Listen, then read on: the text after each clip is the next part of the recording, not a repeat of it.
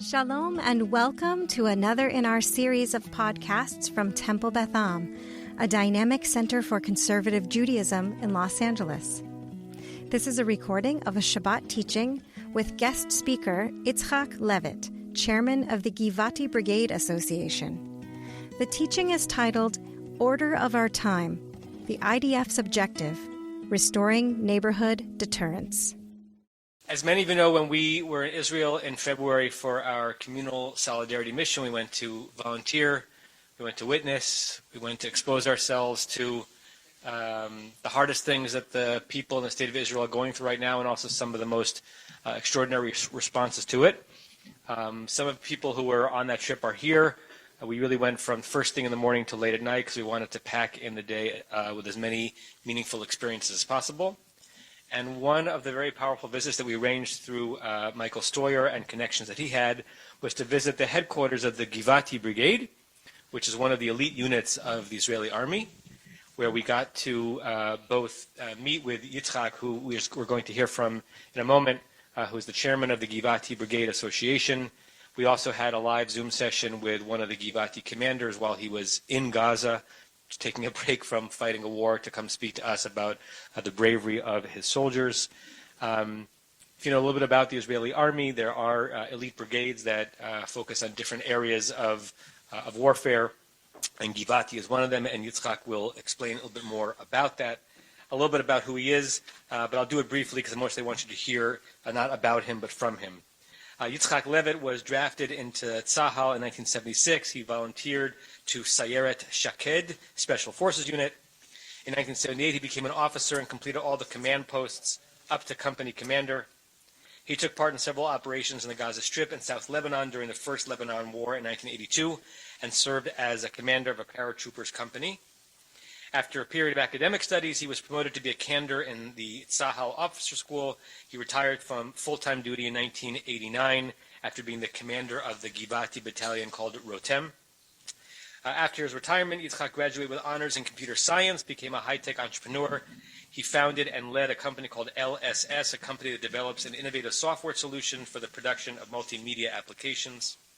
Following the company's success in 1996, he was awarded the Best Small High-Tech Company of Israel, granted by the Prime Minister.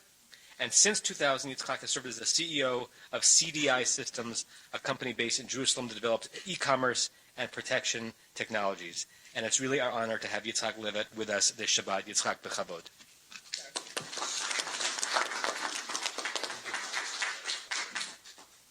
The most important thing you didn't say. I'm married with the same woman 41 years.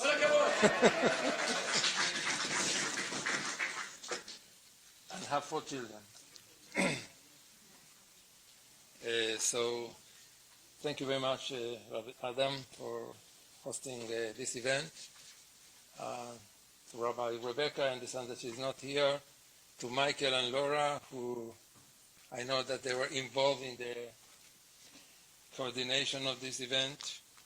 And to Alan, Alan, yesterday when I ate at your home in the evening, I thought about Haman that was brought from the sky. And in Yom Shishi, we received, the people in the desert received 2 portions that will also be available for Shabbat. So when yesterday, I feel exactly it was Haman, because until today, I couldn't eat nothing more. By the way, it was very sweet, and also the man is tapachit kadvash. So it reminds me the dvash, the honey of the Haman. Anyway, I like more spicy, but next time you will have the context. Yeah. And of course, I again a lot of thanks for your delegation that came to Israel to really support solidarity with the Jewish people, with the people that live in Israel. So I was asked to address the order of our time, to share with you the news from the front line and how IDF is working days and night in the Gaza Strip, but not only in the Gaza Strip. But first, let me turn to our eternal guide, the Torah, for guidance and inspiration. Although I am not a rabbi, but I used to, from time to time, to refer to Torah Parshiot. Our Torah portion opens with the law of Shemitah, of the land and the year of Jubilee and its consequences for the land, the states, the houses, and the people. After that, the portion continued with the law of Neshech, Hebrew slavery, and Gentile residence. The parasha ends with the prohibition of idolatry, keeping Shabbat, and temple worship. It is evident that the portion deals mainly with the holiness of the land, as a continuation of the previous portion dealing with the sanctity of men and the sanctity of time, Tazria, Tzura, Shmini, and so on. The land of Israel has its own unique law. It rests once every 7 years. It also has a Shabbat. It also frees land and slaves once every 7 years, and a general freedom in the year of Jubilee. The sanctity of the land affects those who live on it. It requires responsibility. It is forbidden to spoil it. Part of the work of the people of Israel in the land of Israel is the improvement of the land. It is not only a physical matter of production and building. It is the deepening of the connection between our people, our land, and our nation, introducing the values that the Torah educates us to the next generation through the feet and hands. Just as there is a relationship, a connection between people which should be about the realization of human passion and desire, so should be also between the people of Israel and the land of Israel. It's not because we don't have another place to live. It is because we were choosing to fulfill a crucial and historical mission, and precisely in the land of Israel. We were chosen together for bringing a different spiritual and moral reality to all the nations, all Goyim. And we are only in the middle of this historic process, facing a lot of challenges along the way, every day, for centuries. The land of Israel was bought with suffering. So the sage taught us, Eretz Israel niknet b'yisurim. It takes time and resilience. The Torah sees fit to tell us at the beginning of the parasha that was said at Mount Sinai, and show us that the connection with the land of Israel is part of our way of life, not just as people on its land. The connection to the land is first of all a belief in the righteousness of our way, in the understanding that we are not in Israel by chance. We did not get there as a result of an historic accident. Eretz Israel is the land of our ancestors. For that end, we must care about each other. We must preserve the unity between all the Jews without exception. We sacrifice too much to waste it in all unnecessary internal differences.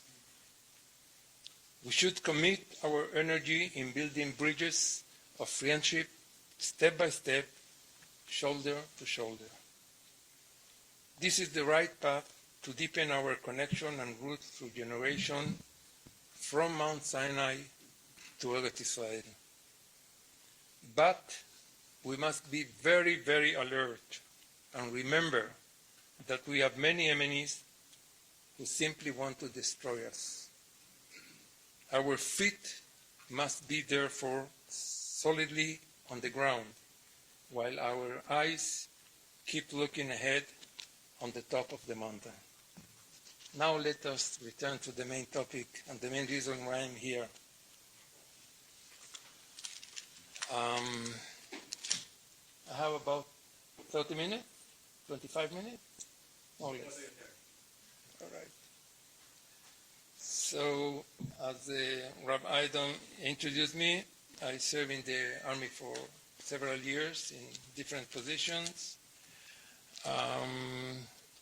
But I want to start with a statement about the situation right now.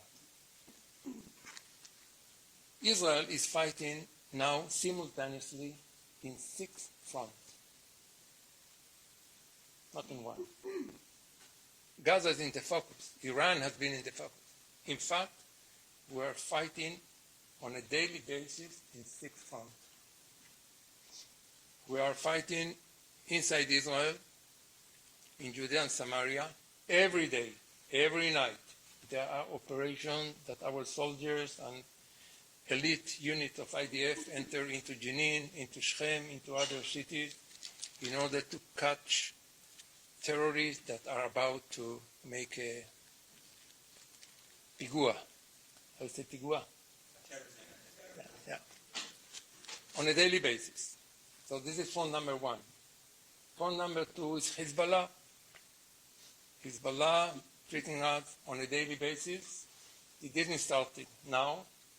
We have had a lot of rounds with them. And we know exactly who are their sponsors. And this is number 2. And we have, or IDF needs to take care of having enough troops to be able to deal with that if it will develop into a major war. Number 3, Houthis. The Houthis, it sounds like something very far, but Israel is involved, I don't want to say on a daily basis, but we are fighting against the Houthis, who are, by the way, generating a global problem. It's not something local. It not only has to do with Israel. A global problem means that because they are doing what they are doing with all the ships that go through that zone of the Gulf, they impact the economy of the world. They prevent ships to go to the Suez Channel, to the Red Sea, to enter to Eilat. From there, the merchandise go to Ashdod, and from Ashdod to Europe, and so on. They are causing a major damage to the economy of the world. Number 4, Iraq and Syria. I don't know how much you are aware, but IDF is there. Okay? It's not broadcasted anywhere, but IDF is there. Not only the airplanes. Also a lead group of IDF are there in order to prevent the smuggling of weapons and wherever it is through Syria to Lebanon. Number 5, Iran, which is also treated by Mossad, some way also IDF. And I don't want to speak too loudly about what's going on there because I'm sure that you understand. I don't have to explain that. The U.S. threat to Israel in the last 30 years, which has been developing very dangerous, very problematic. And the third one is the one that I will focus in the Gaza Strip. I'm just wondering, it's a really completely different imagination. America, let's say that in one day, Mexico became crazy, they attacked the U.S. from the south. The Canadians became crazy, they attacked from the north. The Chinese from their east coast attacked the west coast of the U.S., from Shanghai, from Beijing, missiles, rockets, and so on, so on, so on. You can imagine that. What will America do in that case? We know it will not happen, but in our case it is happening. I just want to tell you the bottom line. We will overcome. I'm 100% confident that we will overcome. It will not be a simple task to overcome all the fronts that are there simultaneously, but we will do. We don't have other choice at the end of the day. And we need the support of all the Jews around the world, and also the non-Jews around the world, people that mentally are right, okay, that they are focused, they understand the situation. They don't say that the bad is good, and they don't say that the evil is the good, and they don't think that the white is black and black is white, and they don't compare Netanyahu with Sinwar in the same level. Insane people that really lost any moral, any type of sanity about values, about what is the right thing, what is the wrong thing, in general. And if the world will not wake up, we know that the consequence will be that Europe, within 20, 30 years from now, will be maybe the greatest empire, Muslim empire in the world. And I hope that America will not give a largest room to this type of trend, because what's going on, for instance, right now in America with the universities is something that, when you think about it, it's incredible, really incredible. I will speak a little bit about the Brigade now, and then about the association itself. The Brigade is the brigade that in the independence war fought in the south of the country, and in fact prevent the Egyptians to invade Israel. Okay? I will not exaggerate if I say that unless Givati Brigade in 48, it was established in 47, by the way, November 47, one out of 6 brigades that were established by then, I will not exaggerate if I will say that unless Givati Brigade, Israel wouldn't exist. Okay?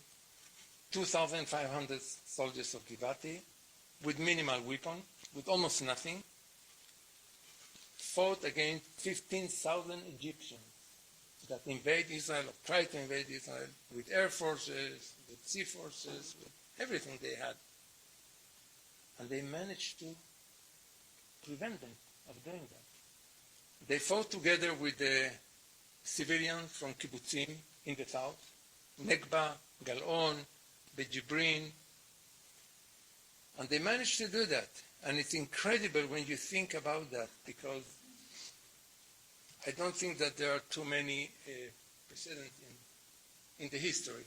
So I'm very proud of being the Givati Brigade Association chairman for generations, because we deal not only with the brigade today, we deal with the brigade since 55. Givati Brigade became a reserve brigade. One of the commanders of the Givati Brigade was Chaim Herzog, the president of Israel. And in 83, as a conclusion of the First Lebanon War, in which I served in another elite unit of IDF, in 82, in the war of the First Lebanon War, there was a conclusion that there is not enough elite infantry in IDF, and then they say, okay, let's establish a new one. Oh, Givati, the most famous one. You know, there are others. Yes, I'm not Chas v'Chalila saying something, Ariel or Iftach or all the brigade, all they are very nice. Okay, but I am representing here Givati, and I'm really very proud, because the legacy of Givati, you know, Givati didn't have like the writers, okay, that wrote the history of Givati in the 40s, so people know less about But Mapai and all the brigades that were associated to the party were much more developed in the PR. Okay, Givati was not so. So most of the fighters of Givati in the independent war were from Tel Aviv zone, Holon by then, at the beginning, Rehovot, and so on. So in 83, it was established. Maybe one more word about the Givati Brigade in 48. The first commander of the Givati Brigade was a guy named Shimon Avidan. Okay? Shimon Avidan was born in Germany. He made Aliyah in the 30s, and he returned to Germany after the Second War to revenge the murder of 6 million people. And he had a group of 5 or 6 people. They were named, they had a name, the Revengers. That was the name, the Revengers. He was the head of them. And they went into Germany and they killed hundreds of Nazis. Okay? There was no trial, no nothing. They did the verdict on the spot. They collected a lot of information. They had a lot of information, of course, from people that were in Europe by those days. And when he returned back to Israel, by the way, they had a crazy idea of poisoning all Germany through the water, something crazy, completely crazy. They didn't manage to execute this crazy plan. But anyway, they did a great job. Less spend of judges that need to take Nazis and to try them, simply to do it in the right way. Anyway, when he returned back, he was nominated as the commander of this new brigade. So this is a chapter of history. He's a very interesting, he's from the kibbutz in the north of the country, originally after he made Aliyah from Germany.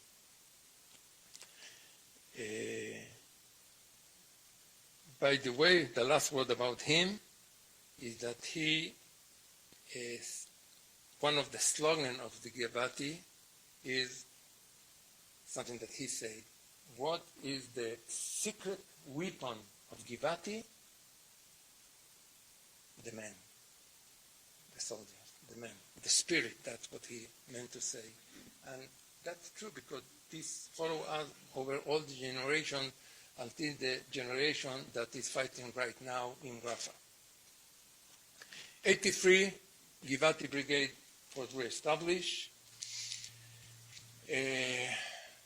And to establish a new brigade is a big, big task, believe me.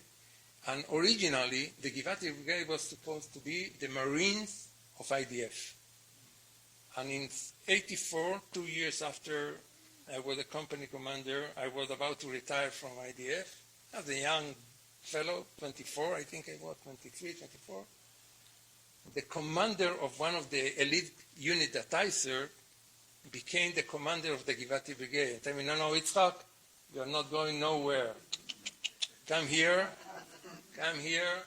I want you to join, I need good officers, and you must come. And in spite of that, my wife is with me 41 years. Yes. So, much better. So I joined the Givati Brigade as the deputy commander of one of the battalions.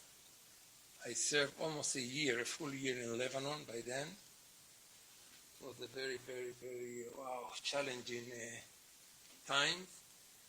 Givati, by then, the performance of Givati was not so good.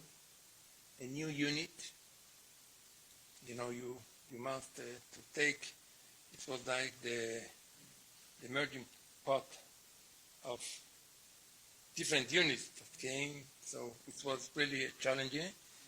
But after a couple of years, everything started working properly. In 87, I was nominated as the commander of one of the battalions. And then Givati, step by step, became the major player in the Gaza Strip, although over the years it was also in Judea and Samaria, also in the north of the country, in Lebanon again, and so on, until the withdrawal of IDF from Lebanon in 2000. As you remember, Ehud Barak by then decided to do that. The last fallen soldier of Givati, Itzhak, he was the last fallen soldier of IDF in Lebanon. 3 days before IDF withdrew, he fell. His father, Aryeh Itzhak, is one of the board of directors in our association. 2014, there are a lot of other milestones. I will not go through all of them. 2014, protective edge operation. Givati led the operation and was the most received the highest, I would say, decorated. Yeah, 13 medals from the Chief of Staff, from the Ministry of Defense, from the Prime Minister, beyond any other unit, okay? Tzanchanim, Golani, all below Givati. What can I do? This is a fact. And unfortunately, in the last day of the operation, which lasted 56 days, if I remember correctly, there was an ambush to the commander of the Sayeret Givati, and 3 soldiers were killed. The commander itself, Benaya Sarel, Liel Gidoni, who was his telecommunication soldier, and Adar Goldin, which I'm sure that you are familiar with. He was a lieutenant in the Givati Brigade unit, that still his body has not been, and this is a issue that bothers Givati very much, because we didn't believe that it will last already 10 years. Now it became like a minor issue, because we have 130. But still, this is the debt that Givati, I'm sure, will fulfill. From 2014 until 2021, also Givati was all the time in Gaza, small operation, big operation, with a lot of success, really with a lot of success, but it didn't change at the end of the day the full picture, as you know, because the full picture was beyond the imagination of the intelligence commander of IDF, maybe beyond the understanding of the chief of staff, maybe of the government, who knows? I don't want to enter into politics, but the bottom line is that they managed to surprise and to do what they did. Givati Brigade was chosen to lead the 3 main maneuvers into Gaza. Okay? 7th of October, 20 days after, preparations, training, blah, blah, blah. IDF entered into Gaza. Givati led the first maneuver, the 27th of October. After 1.5 months, they went out for 2-3 days. The soldiers were sent home, returned back. They led the entrance to Khan Yunis, which was the second big maneuver of the Iron Sword War. And the third time it was in Rafah, that also Givati is the brigade that led the entrance to Rafah, with other units, including the Division 98, Shaldag, which is a very, very special unit of IDF, which I served as a company commander before many, many years ago. Unfortunately, the fee that Givati paid so far is really very, very high in any scale. We have in total 57 soldiers that fall. The last 4 or 5 in the last 2 weeks. We have about 700 wounded soldiers, which is more or less 25% of the fighters of Givati. More or less 450 returned back.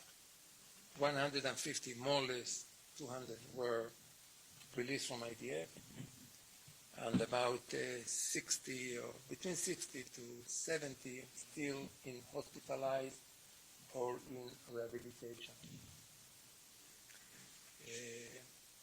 So this is to give you a feel. I can tell you one thing, and I will cite now Israel Galili, who was the deputy Minister of Defense in the independence of in the War of Independence. He said in May 25 there was a very, very hard fight in not far from Kibbutz Negba, in a place named Ibdis. Okay? And 3 units of Givati of different battalions fought there. They changed and they fought there. 25 soldiers fall in less than 24 hours. But they managed to defeat the Egyptians, and thank God it looked like a tactic fight, and then it became a strategic fight. And then Israel Galili went to visit them on the spot in Iblis itself, and he said, I hope I will translate it in the right way, השורות מדוללות, אבל הרוח ממלאת את הפרצות. It's like, I see that the lines are really very, very, very narrow, okay, because a lot of soldiers fall, but the spirit fills the gaps, okay? And I think this is exactly what's going on today after 76 years with Givati Brigade. We have a lot of losses, but the spirit of Givati fills the gaps. It's incredible. You know, I visit dozens of soldiers in hospitals, of course, bereaved families as well, but there was not even one soldier that when I asked him the same question, okay, what do you plan to do after you release from the hospital? Return back to fight. No. Listen, you don't have a leg. How you will return? I will be a prothese and I will return. Something that is really incredible. This is the spirit of Givati. I think that it's the spirit of IDF in general. But in Givati, there is something in the melting pot of IDF, that people from so different backgrounds are all together, and that builds something so good, so positive, so embracing, and so on. I will dedicate the last 5-10 minutes to talk about the association itself, and then leave room for question, of course. So the association was established before 40 years ago by a major general. His name was Itzhak. He was the commander of one of the battalions in the independent war. I will tell you a nice story about him because it's really, he was completely Chiloni. Secular. Secular. It's secular. Okay, he and God, nothing to do with. And I used to meet him because he was the previous chairman. I used to visit him quite often. He lived in Kfar Yona, which is not far from Netanya.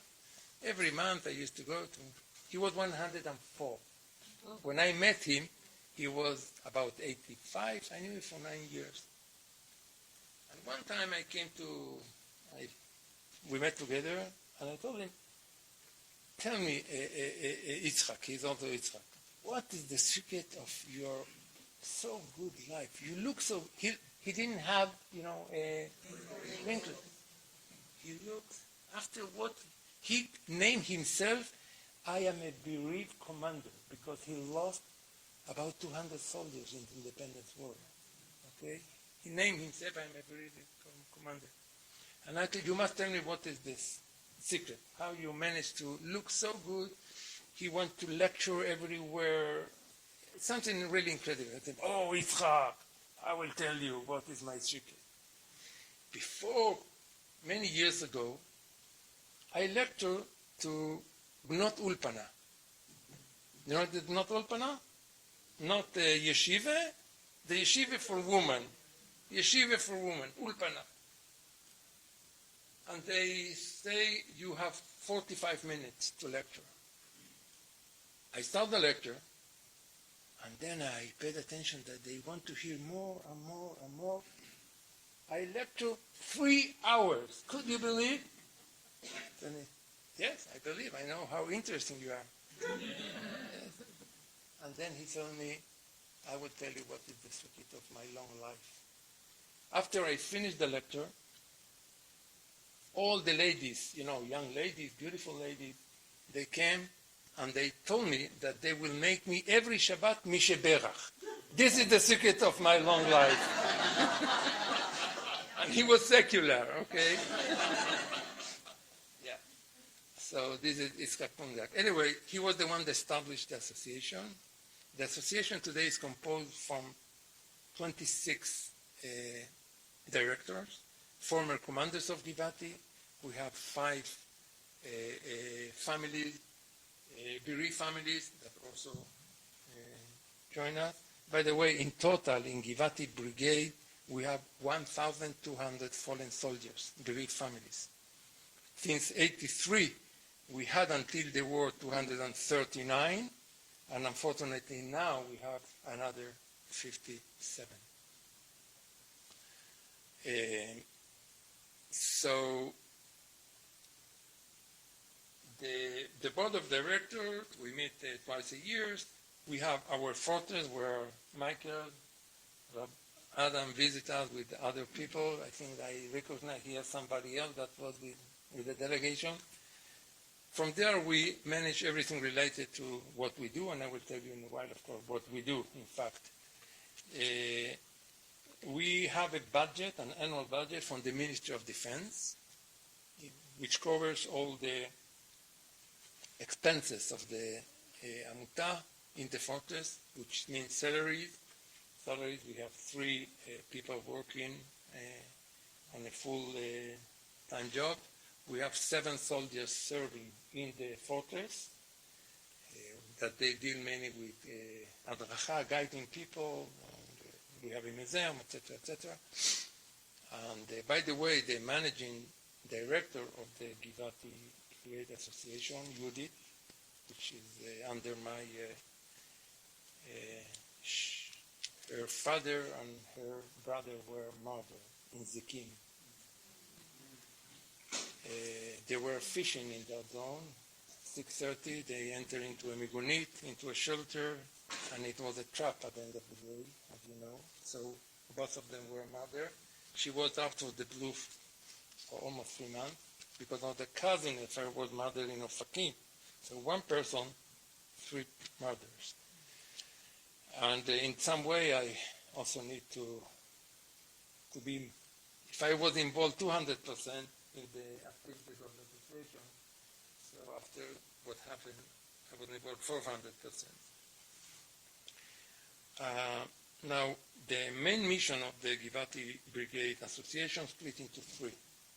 1, to perpetuate the fallen soldiers. 2, to preserve and develop the heritage of the brigade. And 3 is to carry out endless welfare projects for the soldiers, for the bereaved families, and so on. So this is more or less the split. For all the ongoing expenses, okay, paying the electricity, this and that, and the salary. I get, by the way, the highest salary in the association. Huge money from, I hope, in the future, Olam Haba, maybe I will be compensated for that. I'm really doing not a complete volunteer. I even donate by myself to the association. All the rest, everything that is related to welfare, to the well-being of the soldiers, only from donations. So I used to come to the US, to Canada, twice a year, more or less, for fundraising purposes, and that's what I'm doing also in this road show. And thank God, especially now in these days, the people understand that Arvut Adadit is a part of the Arvut Adadit that the Jewish people are so focused on worldwide. I will tell you a few words about the type of project that we are doing. We have a lot of projects like mentoring soldiers that discharge from IDF. Okay, we have 26 mentors, all of them former commanders of IDF that take care of one soldier for 1 year and escort him in all his needs, starting from finding a job, studies. Maybe he doesn't even know how to open a bank account. We have an academic scholarship for more or less 8 soldiers every year. We have a project for, I would say, the lowest social economic background you can imagine, families of soldiers. We have about 20 families that on a monthly basis, we send them a full basket of food for 1 or 2 years, depending on the case. Everything, of course, is coordinated with the headquarters of the Givati Brigade, with the officers, with the welfare project, welfare and so on and so on. And specifically, now in the war, we dealt with 4 or 5 projects. The first project is equipment. I'm sure that you were also asked to help with equipment, to buy. There are a lot of initiatives in Israel, and at some time people start thinking, well, what's going on? IDF doesn't have equipment for the soldiers. It's crazy. Yes, sometimes it doesn't have, but for good reason. What is the good reason? Givati Brigade reservists, they called the reservists to come. It was 150, about 150 attendants. Much more soldiers from the reserve came than it was required. Now, there were 2 options, to tell them, no, go back home, or to bring them and to, we didn't know exactly how all this will develop.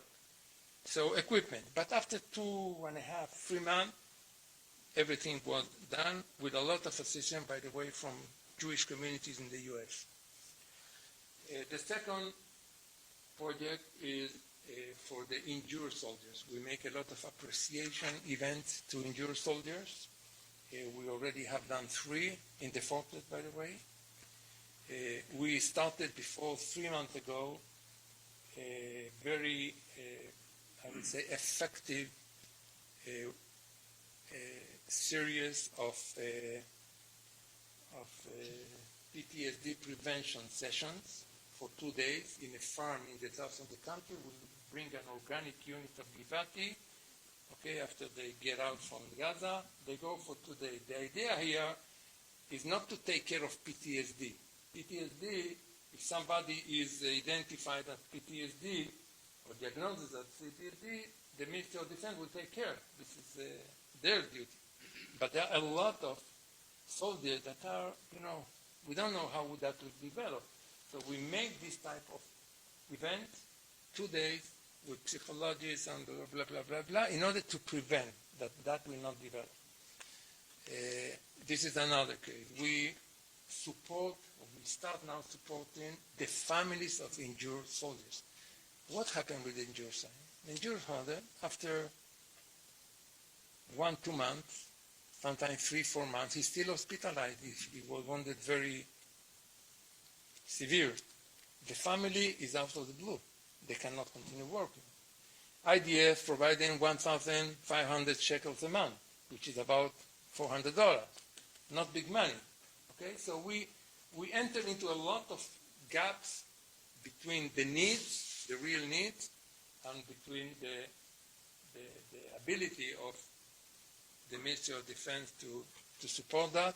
We have other projects, but all of them are focused on the war, including, by the way, bereaved families. We are planning to make in September a weekend of 3 days for the new bereaved families, what we do with the other families for many years, but this time we will also bring the new families. Hopefully, we know already that out from 57 families, about 20 families will join. All the others, they don't want in the year of the to get there. So I hope I managed to cover the 3 topics. I want to leave some minutes for questions if you have. It will be, of course, my pleasure. Now, listen. You listen very well. I don't listen so well. My hearing is... So speak loudly and slowly. Were any members of the Givati Brigade captured and prisoners in Gaza now? No.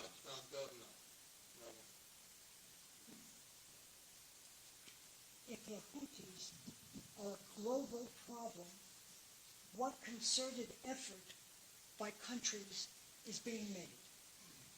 Wow, this is a huge question. There are at least 2 countries that understood that this is a serious issue, the US and UK, and they sent some Chilayam, the Navy, to try to prevent, but the problem is that is not to take care ad hoc, okay? The Houthi is like, sorry that I said that in that way, is like Hamas. It is cancer, okay? No more than cancer. And you cannot solve the problem by sending the Navy and saying, okay, the Navy will, yes, it will help for the next 10 ships that will go through there. But if you want really to solve the problem, it is something, the best sample is ISIS. ISIS. I don't know which understanding the people are here, but ISIS is still there. Their dream to reach and to build the Muslim empire all in Europe, because there is a saying in Arabic that where a Muslim steps in, it belongs to the Muslim. You're aware of that? So, if the Muslims step into Spain from the north of Europe before 1,200 or 1,300 years ago, and they were there for 500, so it belonged to them. And that dream is not a dream that they forgot it. For ISIS, it was their main goal, to build from Asia to Europe a big empire. So I think that the problem of the radical Muslims, because there are also moderate Muslims, okay? We cannot make a generalization, not all the Muslims are the same. But the most, on my understanding, also the Sunni, also the Shia, they identify, if they are not very active, at least passively, they identify with the major concept of the radical Muslim. And unfortunately, I think that if Europe will not wake up and will not understand, and America, of course, who should be the leader of the world, and realize that this is a real strategic worldwide problem, I don't know what will happen.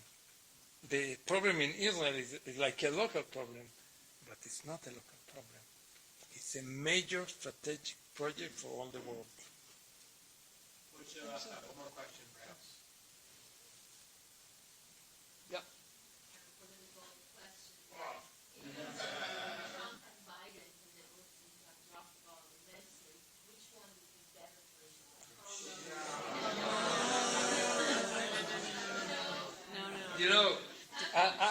will answer in a very Kind to answer. different way. When the ISIS started the war,